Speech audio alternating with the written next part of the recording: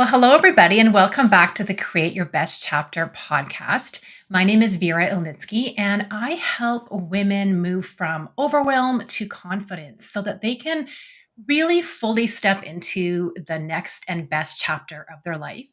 And in my podcast conversations, I meet with really amazing women who are doing great things in the world and who have a story to share about their own chapters that they've created for their life. And I really want to do these conversations so that women are motivated and inspired and don't feel alone on this journey that we're all on of constant change and reinvention. And that's what we're going to talk about a little bit today with my guest, Sue Stiles. A little bit about Sue. She is really a dynamic force of inspiration. She is a seasoned journalist. She's a former TV host, and she has over 20 years of entrepreneurial success. She's really dedicated her career to helping others unlock their true potential, which I love because that really aligns with what I do as well. Now, Sue is a business powerhouse, but she's also a motivator, she's a speaker, and she's a mentor who brings a lot of energy, experience, and authenticity to everything she does. She is the author of two best-selling business books for entrepreneurs. She's a professional speaker. She has 2 decades as a business coach. She's an experienced real estate agent here in Calgary. She's the proud mother of four, and she's also a lover of comfort, which I love as well. And her mission is simple. It's to inspire and educate, helping individuals tap into their own highest potential. So, whether you're an entrepreneur looking to scale or someone seeking purpose and growth in life, Sue is here to show you how to turn your dreams into reality. Welcome to my podcast, Sue. I'm so glad to have you here. Thank you. I'm glad to be here. So, you and I have known each other for a number of years, and I know that you have recently shifted gears a little bit and you are on a journey of creating a different chapter for your life. And I'm so curious to hear about that chapter and what brought you to creating this new chapter for yourself. Well, here's the thing. I don't know very many people who create a crisis in their own lives so that they can change and grow. It most often, as in my situation, there was a change put on me. So most recently, I was the VP of a training company, and we were revamping the real estate licensing course here in Calgary. And I loved that work. I'm very passionate about educating realtors. But my job came to an end unexpectedly. Honestly, I thought I was going to retire out in that. And I'm sure lots of people, when you love your job, you don't ever want it to end. And there it ended. And so, I wouldn't have chosen that. However, then we have this opportunity to say, well, what's next? What am I going to do next? I had a career as a business coach, and maybe I'll tell you in a minute the story of how I knew to step out in that. But here at this point, I was open. So I'm a bit older now. My kids are grown, and I have some time to look inside. And so I did. What's the next right thing for me? And I had a remarkable phone call at the right moment, saying, Sue, you know what you should do next, right? I said, I sure don't. No, I'm really at a loss, and overthinking it, as we often do. And she said to me, no, you need to go and get your license and be a realtor now. And the funny thing is, when someone says something and you want to resist it with your mind and all your excuses, but it, when it hits your gut. And I really had not considered that, even though I've been in the industry for many years. I have considered it in the past. But I heard that word, it struck a chord, and then I took a few weeks to vet that out. Are there any red flags? Am I imagining it? I went to the mountains. I spent some time walking. I went out in nature to find myself in a good place. And, if you ever have to make a decision, they say, don't make it when you're in a fearful frame of mind. Don't make it when you're mad. Get out, enjoy something, And in that state of mind, then what's the answer? So because you have to come up with it for yourself. And so I couldn't argue with myself after a few weeks. And I said, okay, well, I believe I'm supposed to do this. So I jumped in with both feet. I love that. Thanks for sharing. And what you're talking about really is listening to your intuition, right? And tapping into that inner knowing. And it's so funny that you say that you resisted it at first. And I'm curious why you think that we resist those pings or those inspirations or those phone calls that we get quote unquote unexpectedly. Like, why do you think that is? Well, for me, I'll tell you, because I want it to be easy. I don't want to have to work hard. This is human nature. Oh, you're supposed to be a realtor, and here's all of your clients. Oh, well, then that'll be easy. Sure, let me step in and do it. But when it's hard and you have to make it happen, the whole onus and responsibility is on you. And so it's kind of a choice too.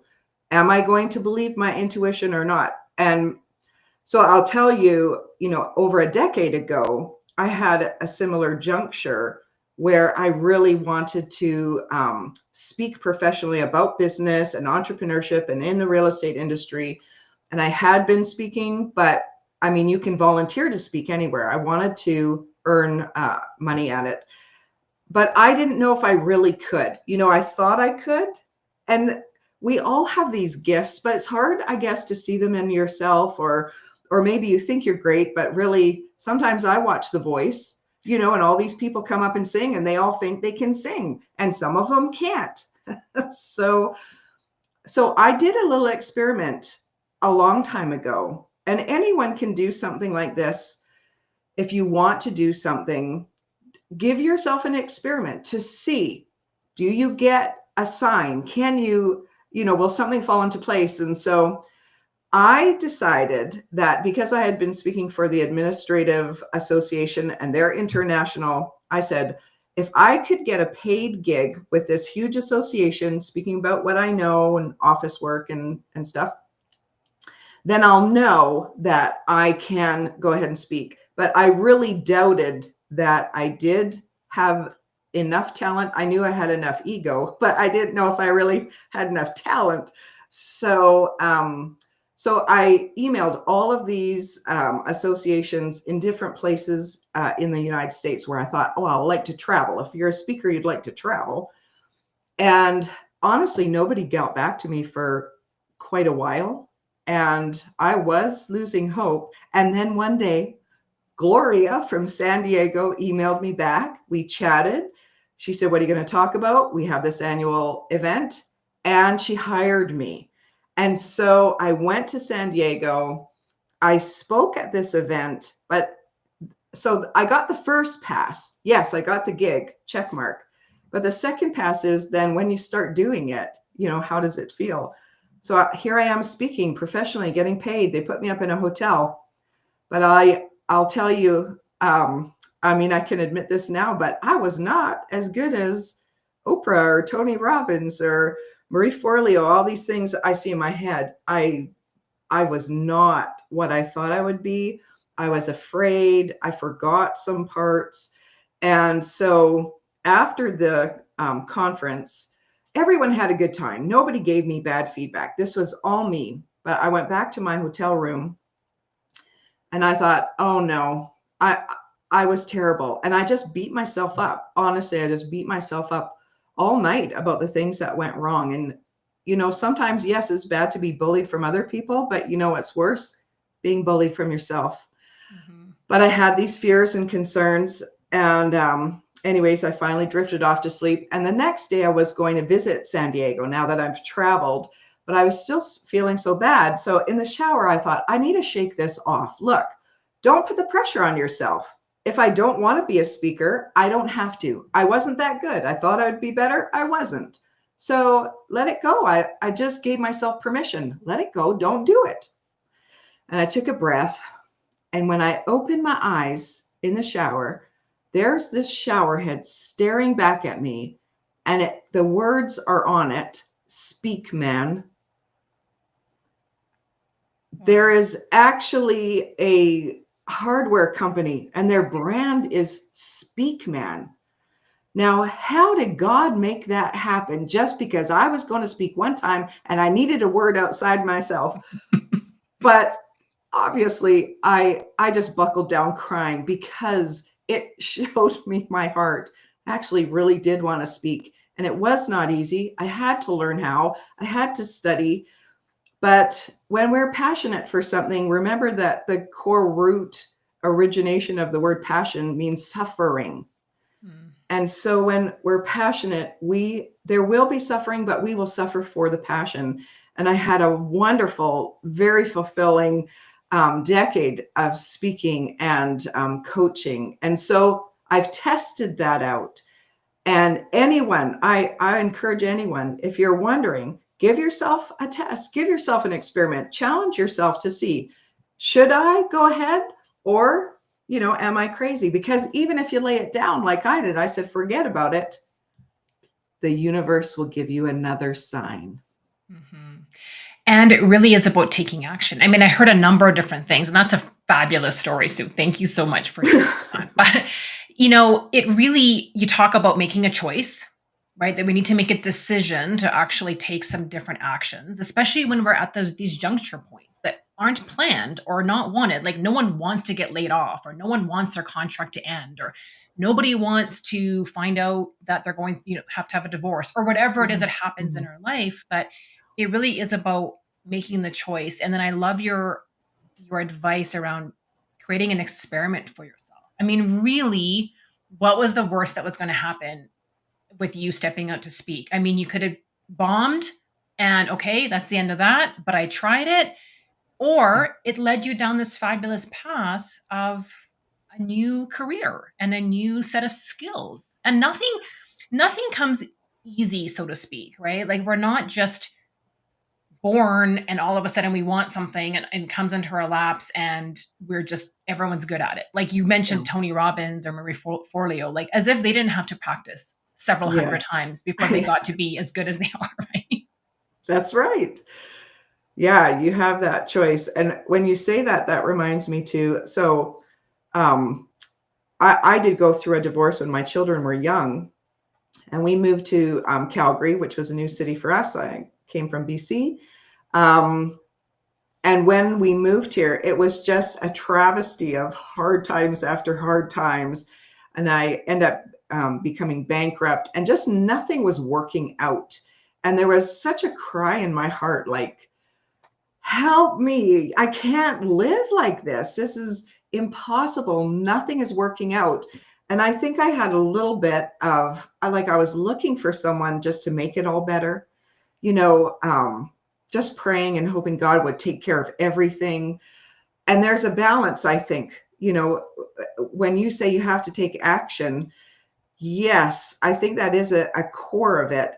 I always felt like I needed help, but it was up to me to take the action. So, but in desperation, one time I was in chapters looking at books, and I have his book here. This book changed my life.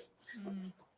I was so upset, bankrupt. It was my son's birthday. I couldn't afford a party. And I was in chapters, and I picked up this book, Integrity by Dr. Henry Cloud, very well known author. And so I just flip it open in desperation. And the words on the page say, Sue, it never does work out. Things Mm. don't work out. It's up to you to make them work out. And it was just very simple words on a page. But again, it hit my soul. It brought tears to my eyes. So I knew that was a word for me, telling me you have to keep trying. You Mm. can't give up. Maybe try a different way, maybe go to a different place. But it did really revive me. Like, as long as, when someone gives you a message, it can really pepper you up. And it wasn't long after that that I did get a job. So, you do have to work it out. And the resources and the help are out there for everyone. But, to unfold that power, that's within you. It's a constant learning, I think. Yeah, absolutely. Absolutely. Did you have some key people or mentors that helped you through your life transitions and that really helped shape some of your belief systems and help get you through and take that action?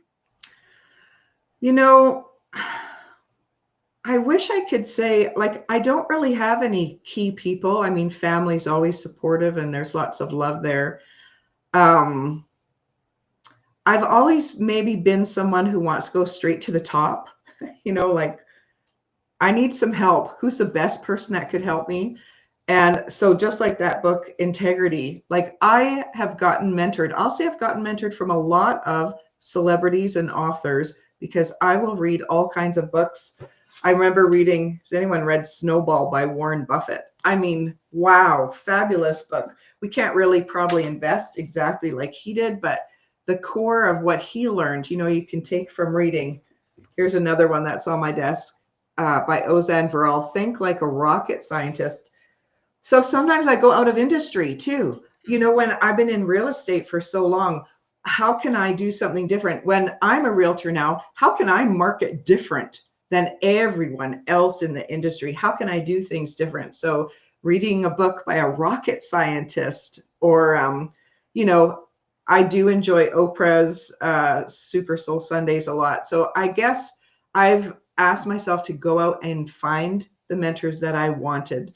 A good documentary, that one with Diane Nayed, swimming from Cuba to Florida, Marie, as we mentioned. So any of these people, I will read and listen and learn from them. Maybe, hopefully, as someone will listen to this, you need some advice, pop on a podcast and think about your next best chapter.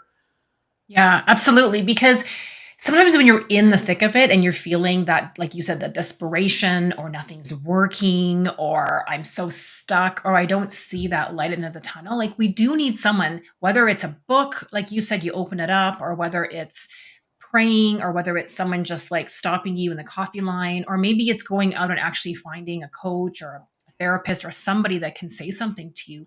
We all need that support sometimes where it's like, you can do this. I've done it. Other people have done it. You're not alone.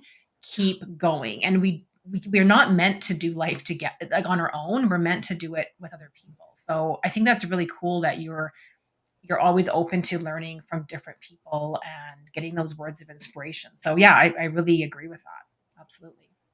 Yeah. What so now in your new chapter, this, you're now a licensed realtor and you're pivoted what you're doing in terms of your career. You thought you were going to retire. Sue, I don't ever see you retiring, so I don't know. I do see you always doing something that's purposeful. But who do you feel called to serve, and how are you serving those people right now? I guess that has shifted really because I've spent decades serving realtors and brokers and everyone in the industry, and now I'm part of that industry, and so my service now turns to local Calgarians, people looking to buy and sell houses. Um, but the same thing for me is I have always felt to share a message, and there's an aspect in real estate called the highest and best use. So this means when you have a property and it has a certain zoning, you want to build and inhabit that property at the highest capacity according to the zoning. And so we've had a big change even recently in Calgary. Now pretty much everything went from being zoned for R1 for a single family, and now they're allowing R2 or special categories where you can have two families. So they've, in the city, arbitrarily kind of has increased the zoning. But I can take this element like a bit of a key point. Someone out of our control has changed our capacity. So if you have a house like we do that was zoned for one family, now it's zoned for two.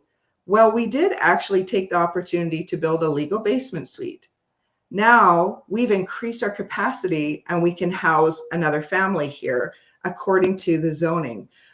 But also, I find it quite curious, and I hope I'm communicating this right, but even in ourselves, I used to be zoned for raising a family and holding a job. And then a change increased my zoning. And so now I could be a speaker and coach people on my own and run an entrepreneurial business. And then I had another change where someone let me go out of a job, and it has increased my zoning and my capacity. So now I can help all of these people buy and sell houses and do things in a way that I have been teaching the industry for many years. And it's very satisfying to be able to take a client through a journey and serve them, as you know, like at the highest and best use at their capacity. And then to tap in for them when clients, when you're looking for your sanctuary, your home, when you want to create your home, what's your highest and best use as a person? What is in your DNA? What is meant to come out of you to help yourself and to help others? So understanding your highest and best calling, your use, your values, it really does go really deep into what your values are. So if you have clients who understand their values and know what they're looking for, it's always much easier and faster for them to find a house that fits their needs and feels right, compared to people who think, well, we should do this and should move here. And then nothing seems to match for them. They can't find a house that they like. So I really enjoy that concept, and it helps me keep that frame in mind when I'm helping others. What's your highest and best use? What's your highest capacity? How can I make sure to help you get the highest value out of the house and your life when you're in that house? Wow. I love that analogy, Sue. I've never heard that. And I think it's taking realtor to the next level, like you being a realtor to the next level. Like it's not just a transaction. It really is about tapping into what people's values are, what they really want. It's about aligning their lifestyle. And it's really also challenging them to become the best version of themselves, like you becoming the best version of yourself. And I think that's part of life, is that we're constantly evolving, we're constantly becoming different and better versions of ourselves. And now you're also able to help your clients become better versions of themselves by really tapping into what it is that they want. It's not just a house, it's not just a property, right? It's their life. Yeah. And I really believe, with some conscious thought, you can take any four walls and you can make that your home. It's like, so when I got divorced and moved to Calgary, I only had 2 days to find a house because I had to travel here. I actually traveled for a funeral. My grandfather had passed. So I'm trying to fit in, okay, I need to pick a house while I'm here. And I didn't know the city. And so a real estate agent who helped with leasing was taking me to a few places, and we only saw 3. One of them had a lake, Lake Bonavista. One of them was way too far outside of downtown where I was going to get a job. And one of them was close to my work, and it had a dishwasher.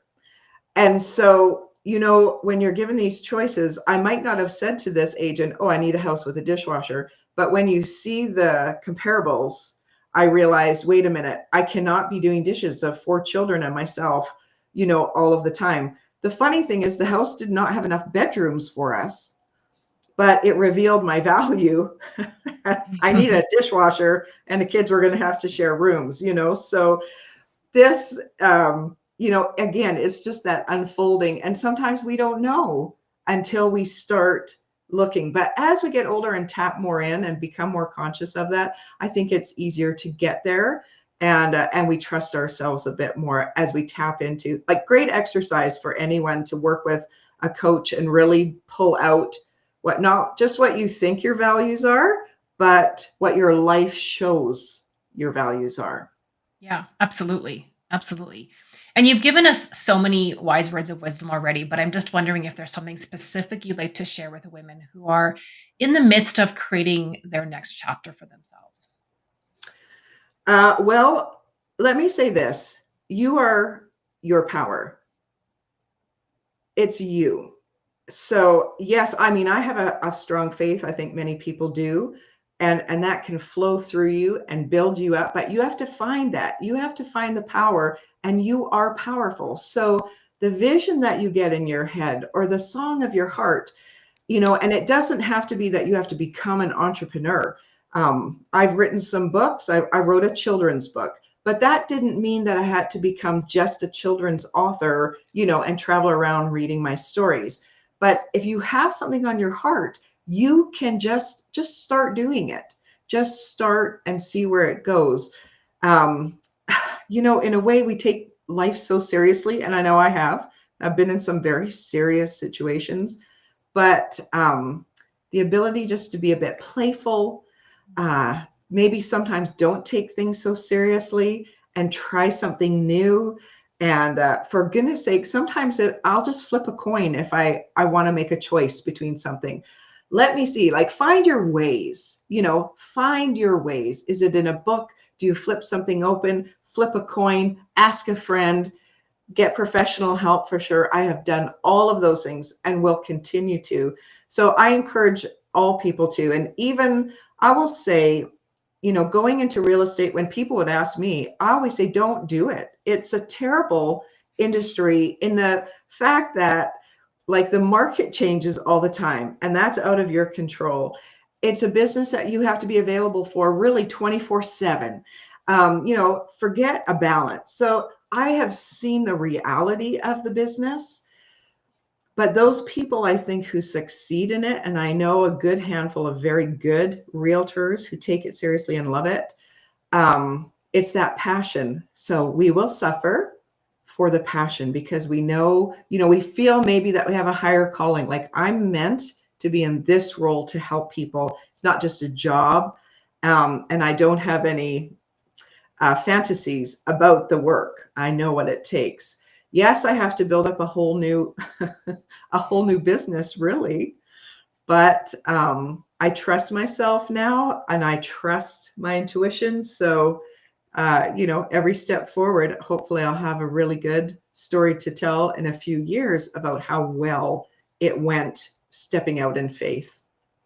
I have zero doubt that you were going to be talking about this a few years from now, Sue, and how successful you are right now and how even more successful you're going to be in the next few years.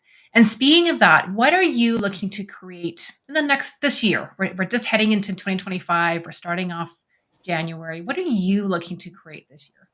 I love that. I know everyone doesn't love, creating goals and writing them down, but I do.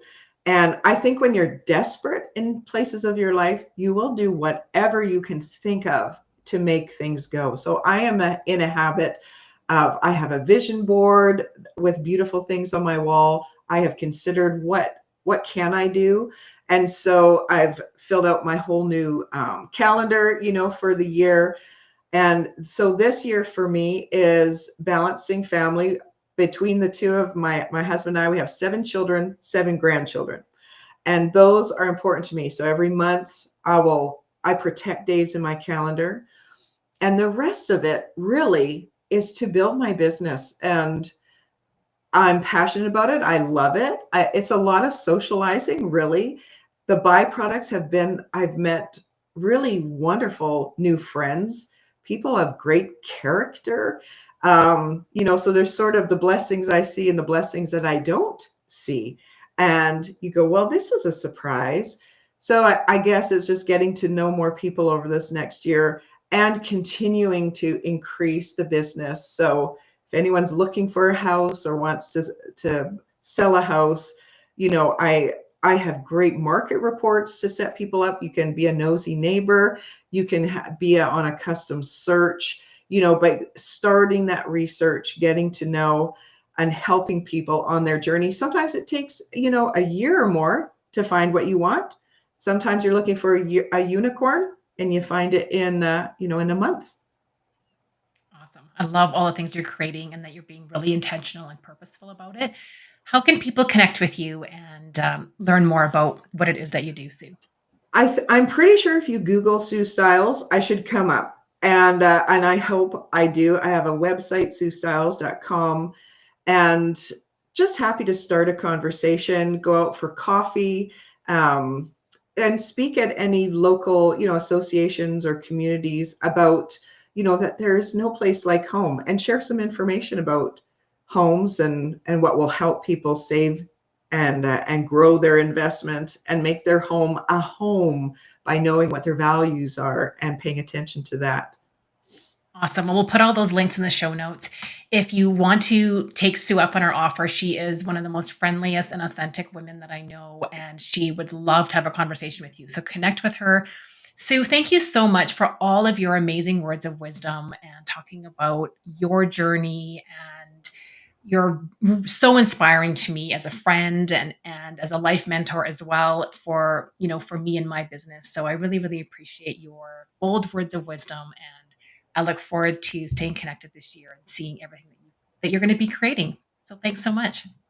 Thank you, Vera. And I look forward to coming and joining your group for entrepreneurs. So if you're listening to and you're not joined up with Vera, she has a great calling on herself to help women, which is you're very enjoyable to be around. You bring out the best in us. Awesome. Well, thank you so much. And I look forward to chatting soon. Bye for now, everyone.